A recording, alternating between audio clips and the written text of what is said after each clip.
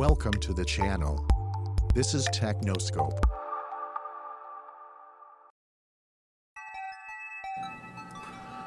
Welcome back. Today we're tackling the very thing that got me into electronics and brought about my love for electronics in the first place. And today we're going to build a brand new computer.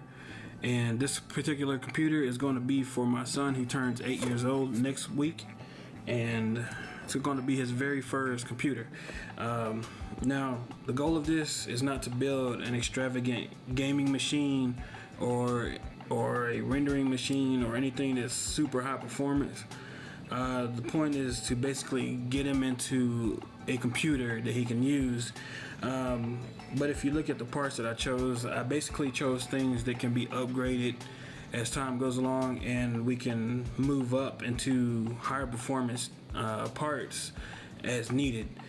We're going to start out with a Fantex mini ITX case over there.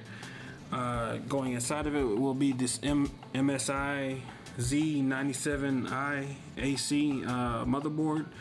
To power all of that, we're going to stick in an Intel Celeron. No, don't leave yet. It is an Intel Celeron, but this particular motherboard can be later upgraded to an i3, i5, or even an i7. So it's not limited in any way. It's basically this stuff, cheap as possible, get him into the door with a flexible system that we can move up with later on as we go along. We're going to go ahead and max out the RAM because why not? RAM is cheap these days. This is 16 gigabytes of Kingston Fury HyperX. Over here we have a Samsung, yes, a Samsung A50 Evo. That right there is better than the SSD in my desktop computer, the one that I used to render with. Not quite as much capacity because, as I said, this is his first computer, and 99% of everything he's going to do will be in a web page for now. So until he moves on to other things like gaming and eventually maybe even making his own videos, for right now we're just going to stick with this 850. It's 120 gigabyte SSD. Very nice drive. We also got an all-in-one Logitech keyboard. Now this right here is primarily intended for home theater or home theater PC. But as he shares his room with my other son who is about to turn 3, I didn't really want to have a mouse sitting on the desk along with the keyboard.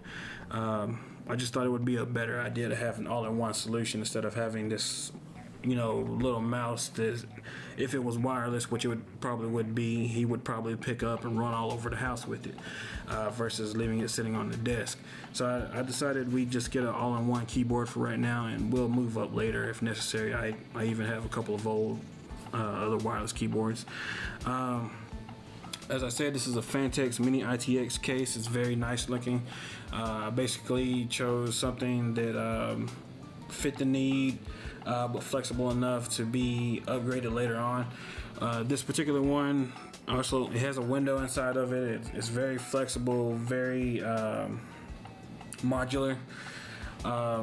It's a very nice case. I looked into it a little bit, and it's very wonderful. It's a very nice case for the price. It's excellent. We'll look into that a little bit later on in the video. And for the monitor, I chose this AOC 22-inch monitor, IPS, which is this is probably a better monitor than the one that I currently use on my rendering machine. But again, it wasn't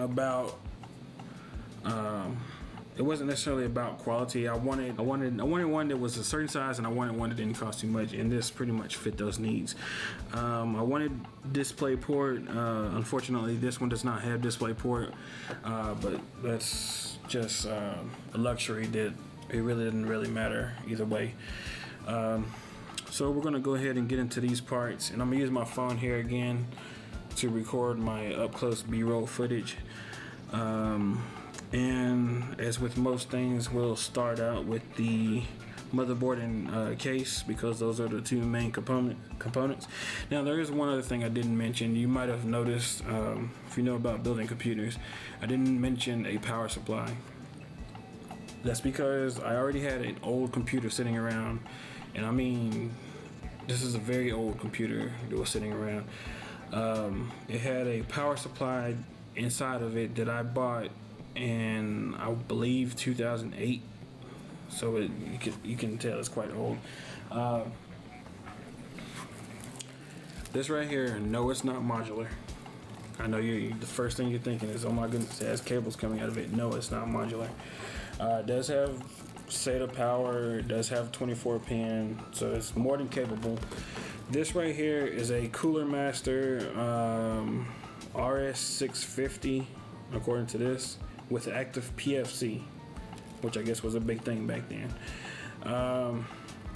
650 watt power supply, has 3 12-volt voltage rails with a maximum output of 19 amps. I did the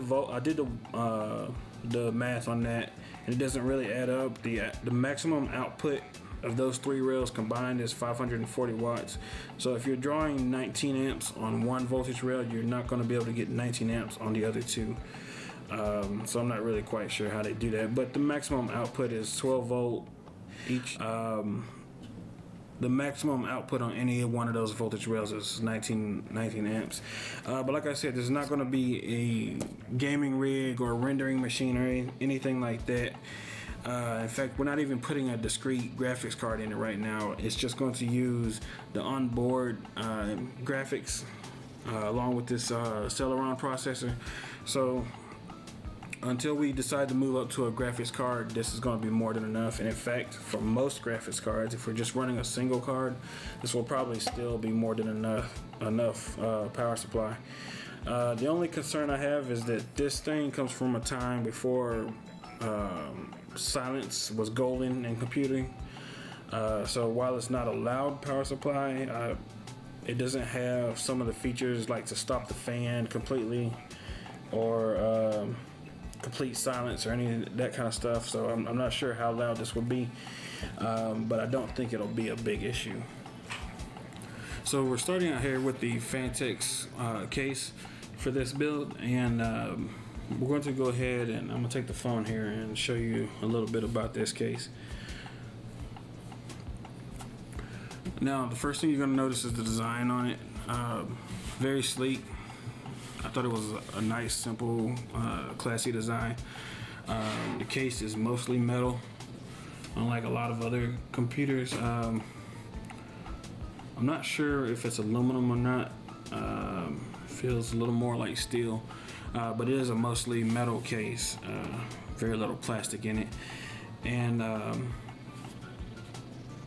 one of the other things you'll notice up here at the front is that it has no disk drive or 5 1/4 bay for a disk drive, and it was just one of those things I decided that, hey, this computer really doesn't need it in this day and age. I have a Blu-ray drive in my desktop in the rendering machine that I use, and I hardly ever put a disk in that thing. I put one in it for the first time in probably 2 years when I tried to burn a copy of the Windows 10 ISO to a disk.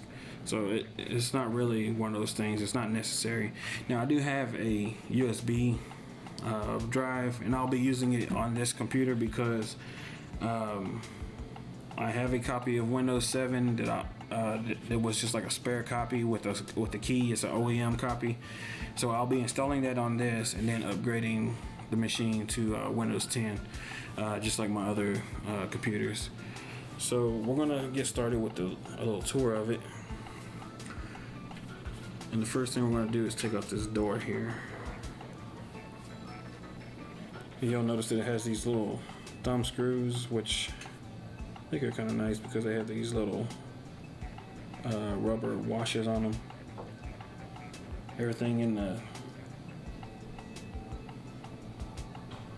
they can do to try to keep this as quiet as possible. Slide the door off here.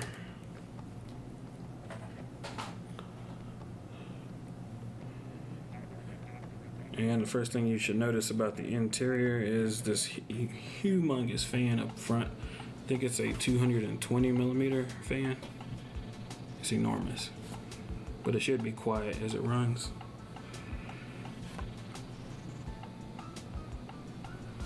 And this compartment down here at the bottom, that's where the power supply sits. And down there at the bottom, there is a removable, you just pull this down and pull it out, a removable dust filter. There's a carton in there that I'm gonna have to take out. Probably has the screws and other things in this computer, for this case. Those are the 3.5 inch bays down in there. This up here is where the SSD will mount. And then you have room for your wires and grommets and everything to run through. So it's a fairly simple case, but it is very, very modular. Up at the top, I'm not sure if I'll probably have to. Let's go ahead and set this down.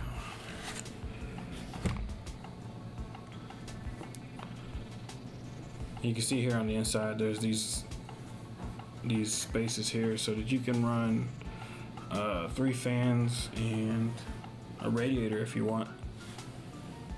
This entire case was designed for optional water cooling, so you have these slots up here where you can put another radiator. Not sure what size will fit, but it has plenty of room. And this tray up here, as I recall, is removable to help you install that kind of stuff. I'm not going to be doing it. In fact, the only 2 fans that will be in here for now will be the one at the front and the one in the power supply. And for the system that I'm building, that should be enough. And if not, I have this area back here where I can install up to a 140 millimeter fan. So looking at the bottom, you notice that it's got your feet right here and these little plastic legs that hold it off the floor. So in case you actually do sit the computer on the floor, you have plenty of room for airflow. As I said, this is mini ITX, so you have your space for your panel and your expansion bays, your slots for your cards. So anytime you're building a computer, one of the main concerns with it is what they call ESD, which is electrostatic discharge. You do want to be very cautious with electronics, because any minor arc, even if you don't feel it, even if you don't see it, a minor arc can take out any kind of solid state device. So there's one of those things you want to be real careful of. Now I have a bracelet here that I'll be using. You can pick these up at most electronic stores. I think even Best Buy sells them. They're like $6 or $7, and I'll link to one on Amazon. That way it'll make it easier, because pretty much all this stuff, actually all this stuff came from Amazon except for this power supply. Definitely get one of these. It will definitely save you, especially if you go out and buy high-end graphics cards, high-end SSDs, or you're working with a machine that has parts in it that are worth $1,000 alone. You definitely want to have this. And I'm going to show you how to use that in a second, because you can't just use this by itself.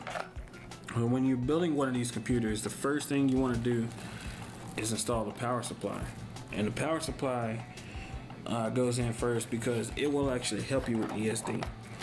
What you want to do is put it in, plug in the cable, the power cord, have the switch in the off position, but leave the cord plugged in and plug it into the outlet.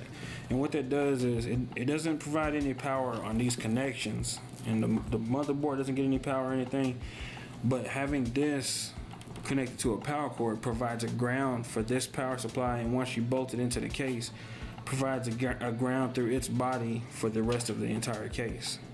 So it's definitely something you should have. First thing you should do, put the power supply in, just to protect your components, if not for anything else. And I really like how these match up. All black power supply, all black case. Unfortunately, it's not modular, but we'll just have to deal with it. So as you can see now, I have the power supply installed and I have a power cord connected to it. The switch is still off. We don't want to turn that on until we have everything connected. And that will give us a case that is grounded so we prevent any ESD problems. So basically the way this works is there's a metal part right here that makes contact with your skin. And if there's any buildup of static electricity, basically it travels through this cord into this alligator clip to whatever you connect it to. In this case, we're going to connect it to the metal chassis of the case, and that's going to provide the ground and protection we need for any ESD problems we may have. Next, one thing you should know is that you want to have the resistance between this and your arm as low as possible. So if the weather's cold and the air is dry, you may need to put some lotion on, and they actually have a special kind of lotion, but any type of lotion will really do. Just get some moisture on your arm, and that makes a better connection. You want this to be where the static goes, not through your components.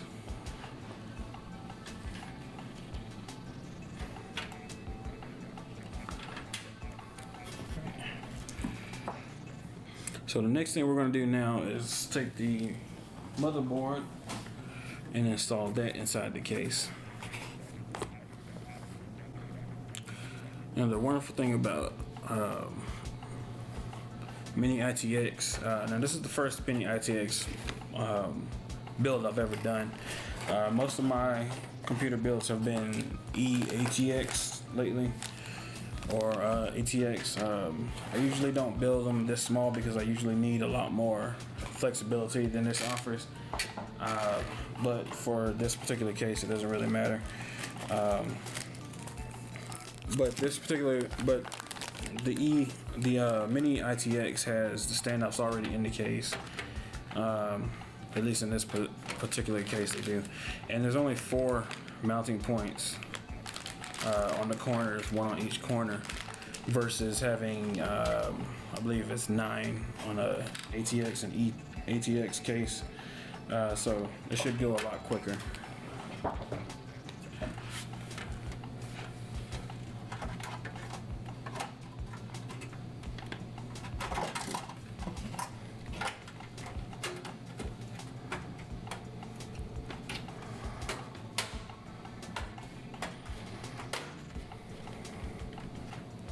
Okay, there's the board.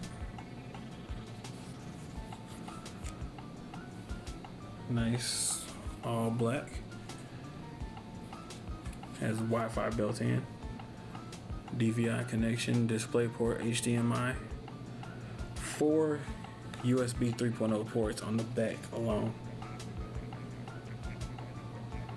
And then 2 more on the front. This computer will have more USB 3.0 ports than my computer has. I'm a little bit jealous of that. So you take this board, put it in here. Basically, just feed the I/O shield part first. Make sure that we get the little grounding brackets over the components and not running through them. Don't want to damage anything by that.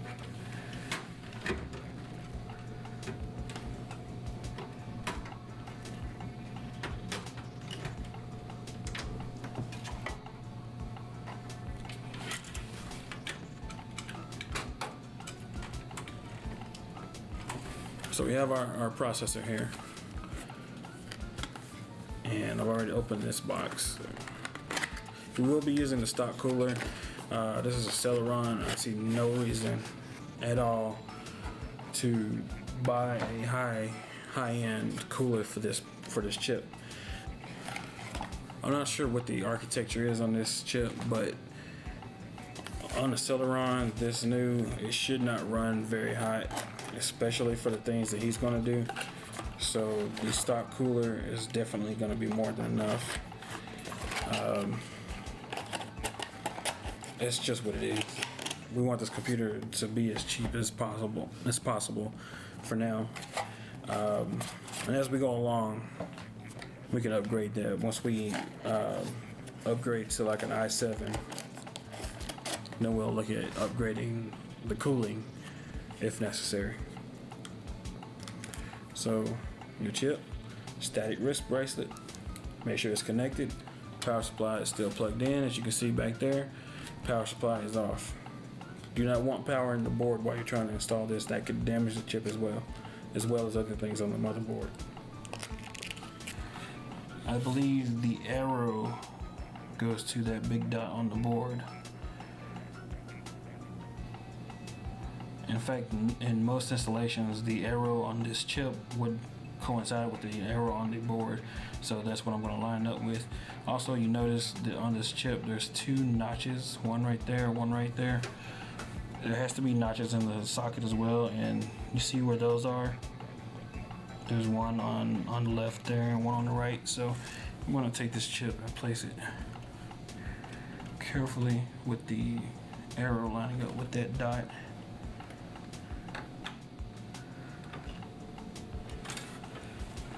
And you notice that it has those notches fitting perfectly in the notches on the chip. Okay, make sure it doesn't wiggle or move. So now we're gonna lower this. I'm sorry the light went out. The phone's LED was overheating. So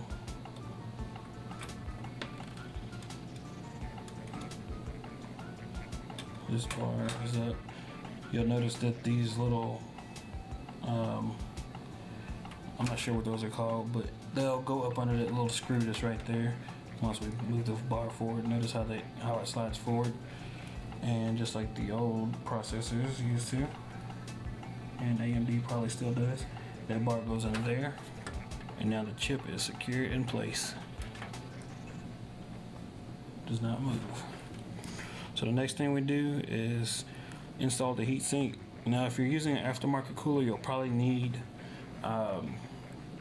heatsink compound. And I have 3 different types here, which I will not be using today. But if necessary, they can be used. Cooler Master, thermal compound, not anything special, I don't think. And Antec Formula 5, which is pretty good stuff. Silver thermal compound. I forget the rating on this stuff, but it's actually pretty decent. And even better than that, Antec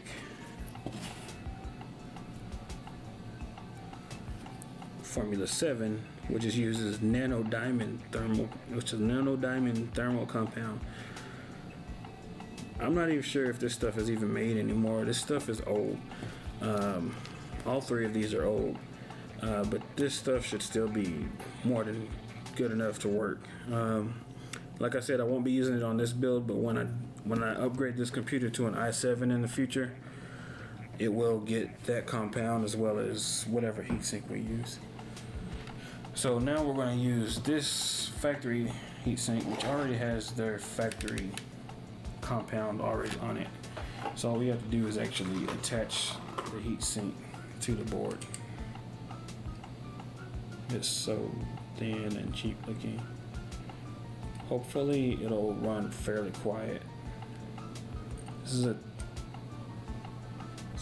it's a 4-wire, so I'm guessing it's PWM. That doesn't mean it's necessarily quiet. I guess it depends on the load. And on these, basically you just put the pins down in there and push down on them,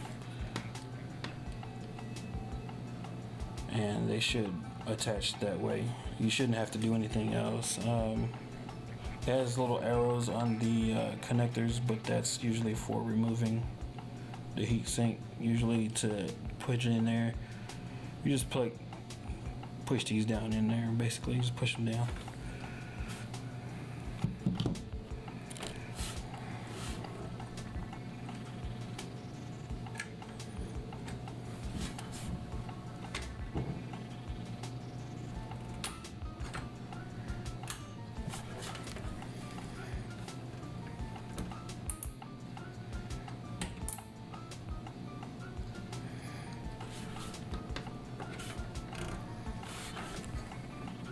Okay, so as you can see, the heatsink is in there, and I'm gonna use my flashlight to give us a little bit more light in here. And so what we're gonna do now is take this connection and hook it to the CPU fan header, which on this board is actually right there. Don't have to go very far for it. And we're just going to plug it in.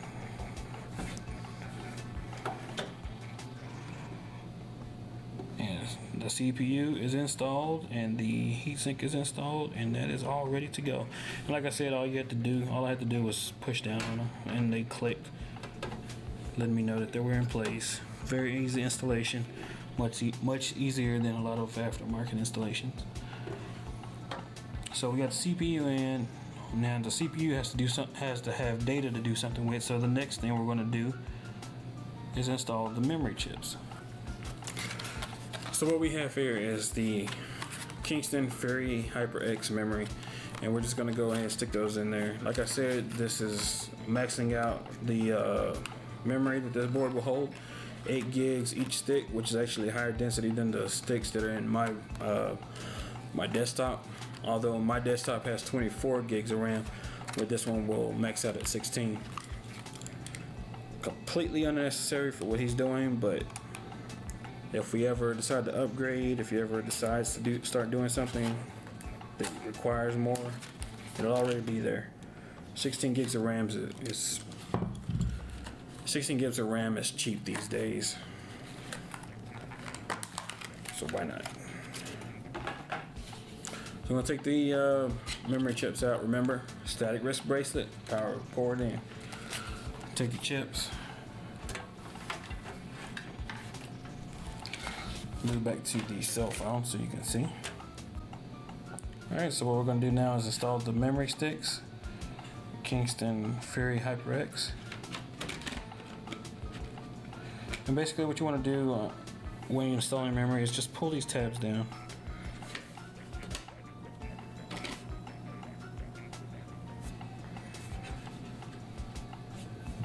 Well, actually on this case I don't believe there are tabs on that side. I've never seen that before. So on this side, there are tabs. Pull those back. Locate the notch in the memory and make sure that the notch is on the same side in the slot that it's going in.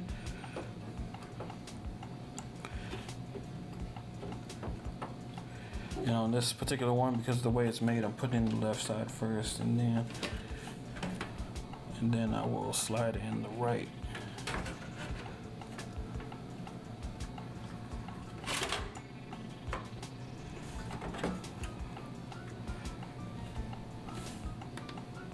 Sorry, trying to hold this flashlight and do this all at the same time.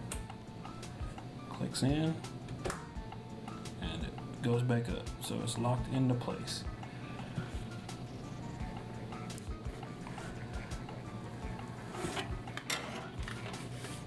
And now we're going to do the same thing with the other one.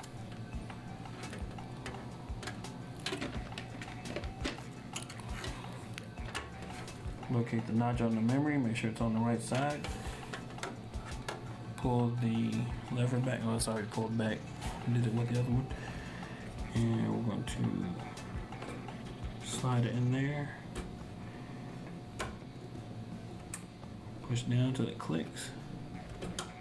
Push down till it clicks. And there you go. Now this computer has 16 gigabytes of RAM. So that's everything that goes on the board except for the connections. This should be fairly straightforward, but I want to wire manage this a little bit, so I'm not going to plug those in just yet.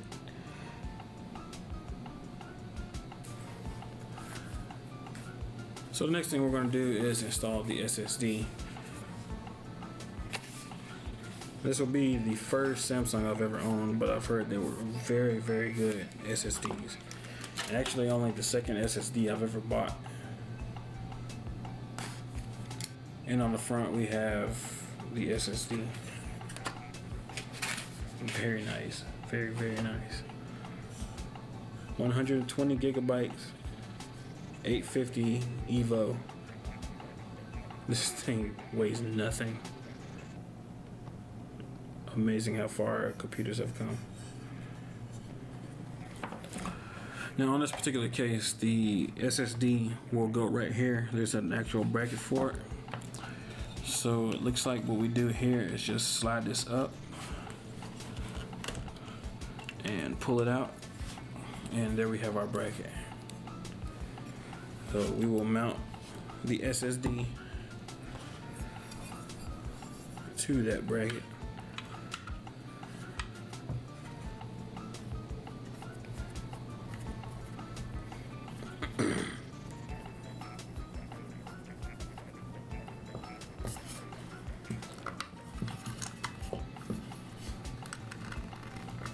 Okay, so I got the screws in there. Make sure you don't tighten them too tight.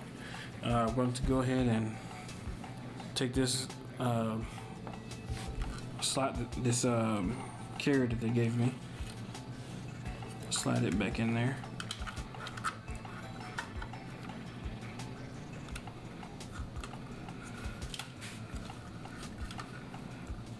And I'm just gonna push down, and there it goes. And you have the SSD installed on vibration dampeners, but that shouldn't be vibrating. If it does, you have a bad SSD. Okay, so I finally got everything put in. Not crazy about how the wires turned out, but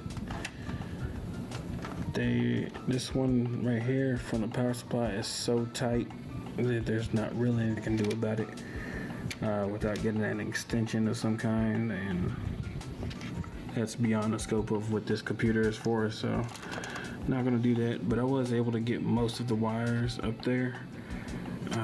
This one here is from the Wi-Fi, so that was from the factory. But these wires here for the front panel, and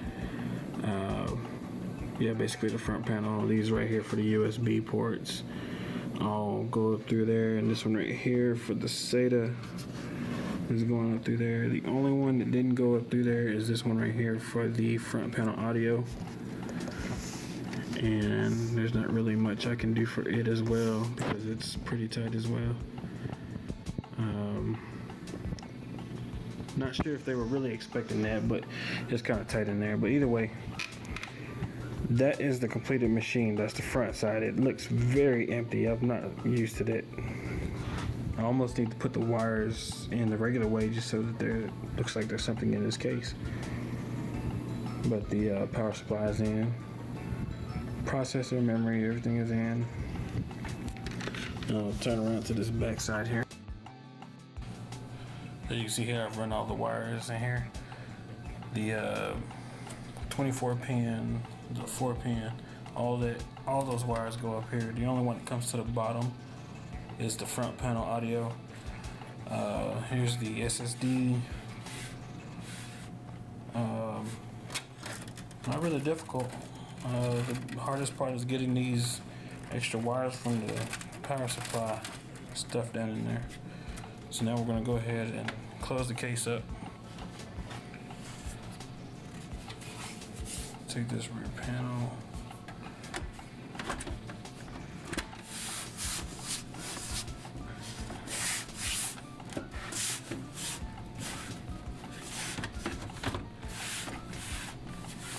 That was pretty easy, actually. Okay. I'm going to take the power case and flip it to the other side. As you can see, it looks pretty empty. There's nothing on this side except the actual board and processor and memory. Everything on the board itself. Everything else, all the wiring and the SSD is on the other side. And you might be able to see this little strip right here. I don't know if I can show you. This strip right here, that's an LED strip. But unfortunately, I don't have all the wiring I need right now to power that up. So I'll have to go. I threw away all my Molex connectors, so I'm gonna have to go get a Molex connector from somewhere and hook those wires up so that when I turn the computer on, the LEDs come on.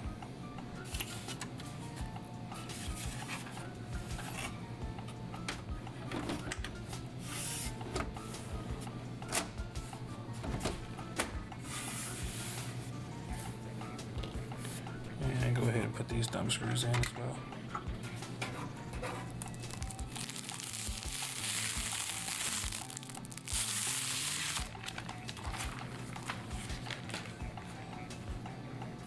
Beautiful reflection.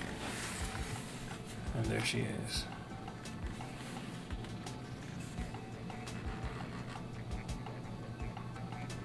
There's not much in there, but it'll light up when it's all said and done.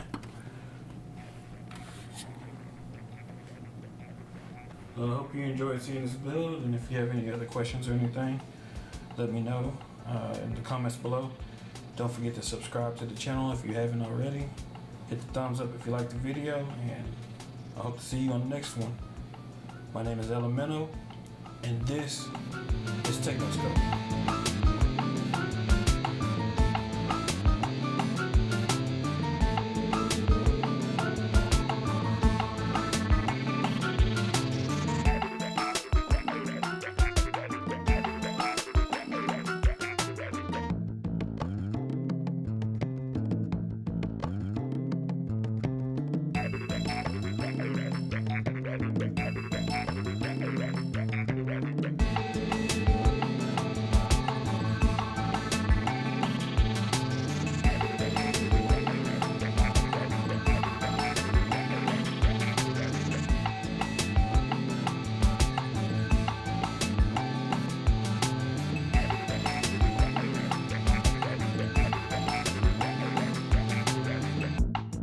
TechnoScope is a Twisted Curve production.